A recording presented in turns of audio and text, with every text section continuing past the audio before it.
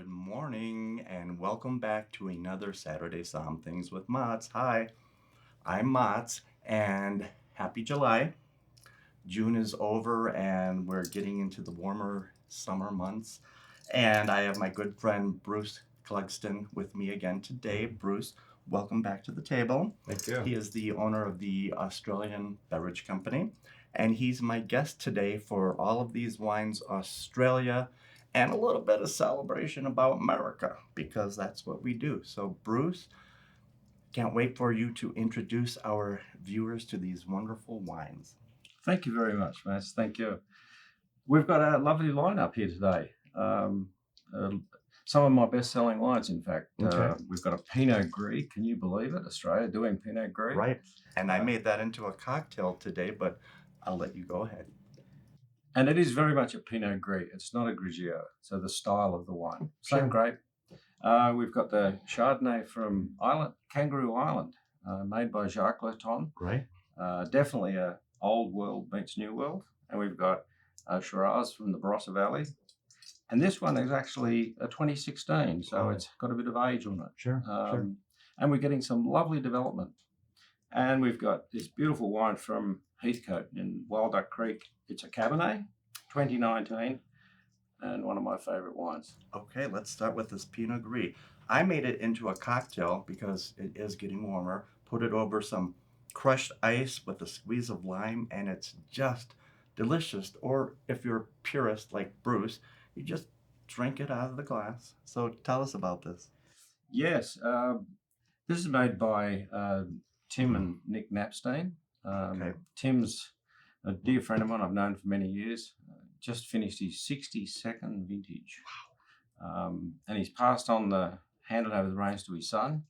Nick's a very talented winemaker. These are all Adelaide Hills. They come from about 2,000 feet above sea level. Okay. So there's definitely a cool climate aspect about it. And these are crushed, fermented, very fresh, and we've got all of the preserved lovely fruits. I like it. Not only am I getting, obviously, lime in my little cocktail, but I'm getting some lemon zest, some minerality, a little bit of kiwi, very tropical. And that's so unique about a Pinot Gris because it's not anything domestic that we carry, which some are really good, but this is just so unique and balanced. Yeah, well, without the lime and the Right. ice, I'm getting a bit more pear character. Okay, which sure, is sure. It's like a fresh pears. Mm-hmm. Great acid, really clean, fresh finish. It is. Just put it with seafood. Yes, oysters, shrimp, something that just will stand up and complement this Pinot Gris. And I love this idea of my Australian cocktail because it's so refreshing. It is so refreshing. So, Kangaroo Island, here we come. Well, I mean, definitely old world meets new world. This is one of the very most interesting Chardonnays out of Australia because you would swear it was a Pouilly-Fusé. Right. It's got that very nutty French character, and it's coming from the winemaking. Okay. And it's all fermented in concrete tanks. And it goes into 500-litre, very large barrels. Right. The 500-litre barrels. And it spends about 8 to 12 months. Depends upon, some of it's 8, some of it's 12. But second and third use, so there's not a lot of oak flavour. Right. It's more of a developmental thing. I'm getting some toasted coconut, some white pepper, almonds, hazelnuts. They're definitely getting the almond. Right. It's very marzipan, but smooth and a little lifted up in flavor. Yes. It's not cloying. It's not resettling on me. It's just crisp. Well, in fact, I've shown this to many people. No one believes it's even seen wood. Okay. And that's the subtlety of using second and third use oak and using the very large barrels. It's more of about texture. Sure. And you could definitely pair this with grilled chicken or tandoori chicken, something that is, if I repeat myself, sorry, chicken Caesar salad that is just beautiful. Chilean sea bass or a little barramundi. Oh, yes. Yes, yes. Yeah, it really is. And seafood as well, or just drink it, make it into a cocktail. But it's just a beautiful, beautiful Australian Chardonnay. I want to keep drinking more, but let's go on to the reds. Let's get on to the reds. Sure. Barossa, Shiraz.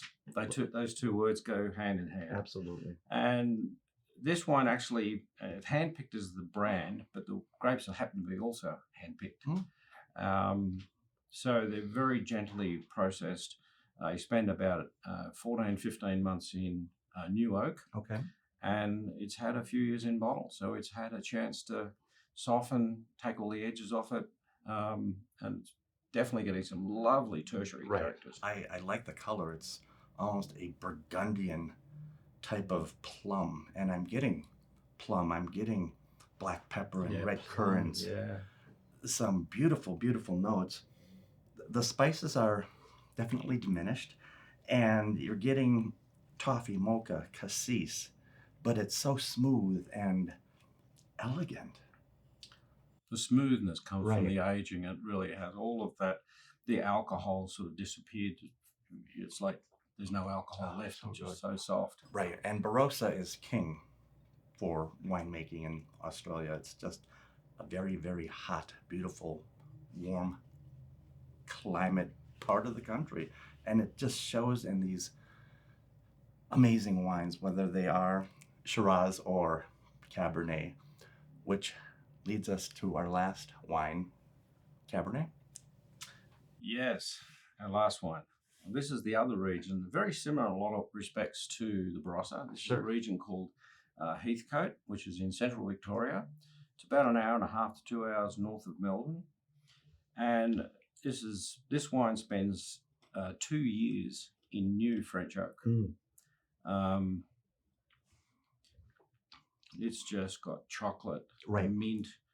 It's got lovely spices, cassis. Sure. And I could listen to you talk all day because you just make these spices and nuances sound so romantic. Yeah. And nothing pairs with red wine better than romance. And definitely something, a steak, sausages. It's grilling season at its peak starting today, July 1st.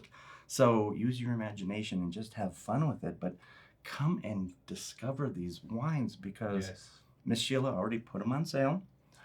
So she did her part, and by Bruce being here, he's done his part about explaining such amazing, amazing wines. Another great lineup. This is really, really good. And I love Australian wine. Obviously, you can see the flags and the little piece of America that we have going on. But in all sincerity, come on down to Argonaut because we are open for business. And on July 4th, we'll have regular hours, 8 a.m. until 11 p.m. We'll have quite a few sales. So, Bruce, thank you again for this amazing trip. Cheers. Thank you very much. To Australia. And everybody, thanks for tuning in again. And we definitely hope to see you soon. Cheers. Cheers.